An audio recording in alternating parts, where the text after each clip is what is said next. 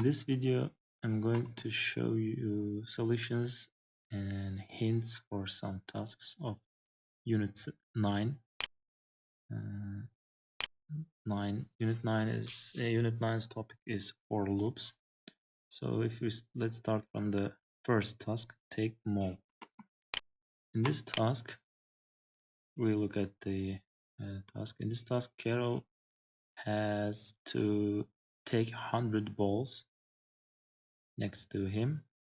So first of all, you should move there, take 100 balls, and then again move to one spot. So, and it is said to use for loop. Now, our program consists of 3 parts. First one, if we separate it into small pieces. So, first one, move, then take 100 balls, and again move. So, moving before and after repetitions is simple. So now let's look for the repetition. Here our for loop consists of its syntax coding, and inside it consists of a command that Karel has to repeat. So Karel has to repeat taking ball 100 times. So here we should give a number. So it starts from the 0 till 100. It means repeating 100 times. So hold this part. Don't have to understand all of this. Just pay attention for the number of repetitions. So it is also shown in the quick docs. Look at here. So just remember count. So when you write, always here write the number of repetitions that you want to repeat any action inside the for loop. So and also pay attention for the brackets.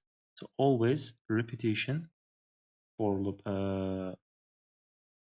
has opening bracket and closing bracket, and everything inside everything between these brackets are repeated.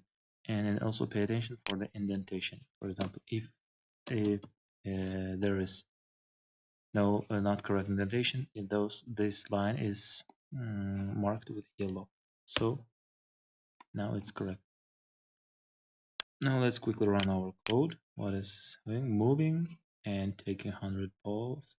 Look at here, our counting is increasing now. Now let's increase the speed.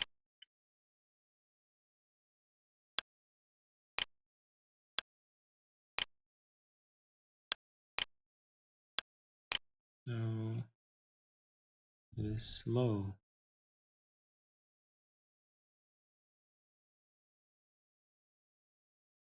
Now 90 and 100, and after that one move and it's done. And if you check, so it is completed. Now next task is Dizzy Karel. In this task, let's look at the task, what it says. Write a program to have Karel spin in place 8 times. So Karel has to spin in times. What does spin mean? Rotate. So 8 times Karel should spin. So this means Karel is going to need to turn left 32 times. So we should repeat turning left 32 times. Why turning left 32 times? Because one rotation consists of 4 turn left functions. So it means to rotate 1 times, Karel should turn left 4 times.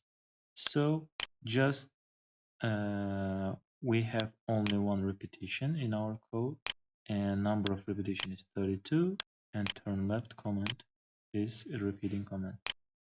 And if you run, Karel turns left 32 times. So now overall he has made, now he made 8 rotations. And if you check code, everything is great.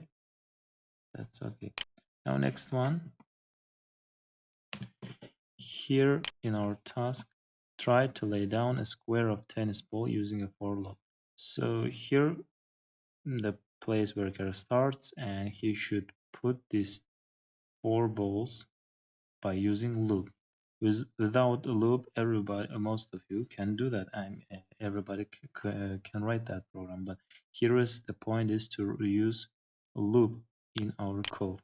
Now this is how our code looks. So it also here this program also consists of only one repetition, and inside the for loop or repetition we have 3 codes. Now let's pay attention for this code by using step forward button.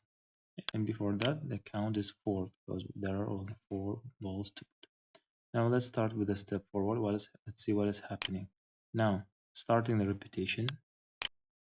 First one, look at the 0. It means first one. First, it moves, puts ball, turns left. So now he ended the first repetition. Second one, again moves, puts ball, turns left. Another one moves, puts ball, turns left.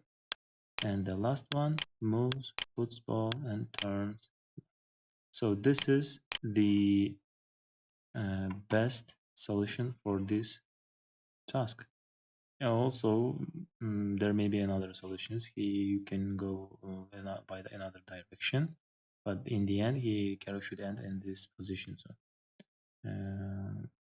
So this is the solution for this task. And now next one. Our next one here is it's more difficult. Now let's read first. Let's read the task. Write a program to have Karel jump over each hurdles and end up at the other end of the world. So Karel starts from the left corner, bottom corner, and he should run and jump over these hurdles and end up in the other side of the world.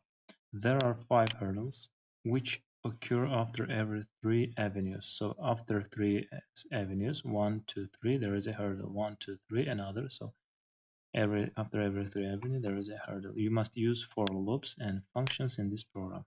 You must write a function named jump hurdles. Now pay attention for this function. So this is the one of the points you must write jump hurdle function as a part of your solution. Now here is the solution of our task. Of course, jump hurdle function is hidden. That is for you. You have to implement that yourselves. And here I'll explain the main function. Now, in start function, we have a repetition that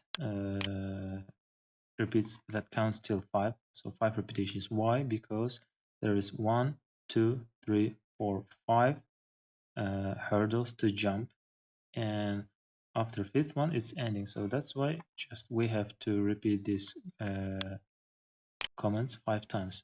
Now what is happening in our repetition? Karel moves 2 times.